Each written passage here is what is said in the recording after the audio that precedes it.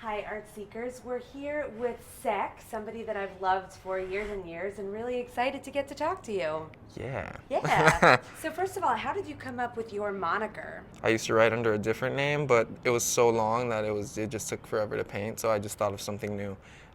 It used to be SEK as just SEC. It stood for like second chances and seconds in time, and then I just changed the C to a K. When I was younger, there was just like a lot of stuff going on. I grew up like in a pretty crazy environment, and I got myself into a lot of trouble and a lot of stuff that led to me like kind of just I felt like I was wasting time in a sense, but at the same time, I didn't feel like I was going anywhere, and I felt like I just got this second chance of like doing something with like art and stuff and the graffiti that I was doing. Have you always expressed yourself using language, or do you sometimes use images too? Usually language and like words was like my first thing because I used to do it all the time with friends. We used to play gigs and we used to like go to like gigs and but we would always carry spray cans, and then we didn't have cars when we were younger, so we had to take the bus home or the train home, and we had all our equipment, and with our equipment we had our paint, so we would just walk around painting things, and words were just like my thing. I guess I used to write a lot of poetry when I was younger, and so that's what. But images was another thing. Like I used to like draw and sketch in school just because I was bored. Because I want to mix both, like just words and images together. So That's interesting. yeah, So, what do you think that's going to look like?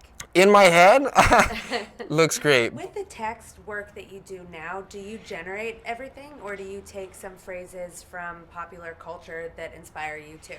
For the most part, I generate stuff just because I write words down when I hear somebody say something, or I'll hear something like that somebody said, and I'll be like, dude, what does that even mean? And I'll look it up, and I'll like start like, I'll apply whatever I hear, like words that I hear, I'll apply it to what it kind of means to me on my end. Other times it's just me kind of ranting, just full on ranting. Depending on where I'm at, the environment around me like really affects the paintings. Just because I notice a lot of things around me, and I without knowing, I become really observant. That's something that I really connect to about your work is that it always feels site specific. Yeah. That the phrase that you write couldn't function in the same way and couldn't have that kind of life and organic resonance if it was anywhere else. Yeah, exactly. And that's kind of like, that came from like just walking around. Depending where we were at, like that's what I wrote about. When I was younger, I was completely drunk.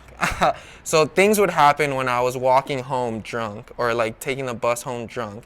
And so I would like write something on the wall to remember like a certain incident, like me and my friends like having to like missing the last bus, or like me and my friends getting into a fight, or watching something happen. We befriended a lot of like homeless people just because we were young, we couldn't buy our own beer, so we would like be like, hey, can you buy me this and whatever, and we would befriend homeless people, and the stories that they would tell me, like I would like kind of put on a wall just to remember it by, because I would come back eventually and take a picture of it just to kind of keep track of like, oh shit, I remember that time.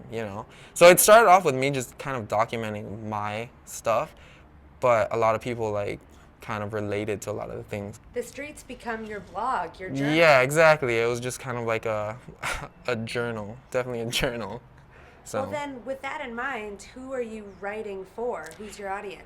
I don't know. It was never for an audience. It was always just kind of like a selfish thing. It was only for me. I never thought people could actually relate to. I honestly thought it was just kind of like a personal issue, or like personal thoughts, or my opinion on how I saw the world. But it just, a lot of people, like, I guess it's just that, like, I want to say like that raw kind of like truth to it that like people really relate to, and that's why I'm just like, all right. Is there a phrase that you put on the street that you remember as being the most personal? I can't remember them all because there Well, 'cause was. you were drunk. Exactly, because there was a lot. That's why I documented a bunch of it. There was one that I really do remember, only because I was going through a lot of stuff, and it was something that I wrote in the spur of the moment. I was coming out of Angel City Brewery, and I always carried my paint with me. Um, and I wrote on their wall, as if the oppressor was never a child, as if heroin was never a flower, which to me kind of was just people forget that you don't really all start off bad. Shit happens. Like, you know, you can't forget what people are. You can't like dismiss people. You have to remember like these are human beings. Like they fuck up. They make mistakes. You know, they don't start off this way. So I think that one was probably like one of the most personal ones. Do you identify as a graffiti writer, a street artist, kind of a hybrid? I don't know what I am. I was like, I just like to finger paint. I get very dirty. I use brushes, I use whatever I can, but for the most part, like blending, I've learned blending oil, like there's something about blending oil with your hands that makes it like kind of a little bit different than blending it with a brush. I feel like it's a little smoother. But yeah, I definitely add my hands into it. And a lot of the stuff that I do is like, I build my own canvases and I build anything that I need. So I have to work a lot with my hands. What do you hope people's takeaway message will be when they encounter your work?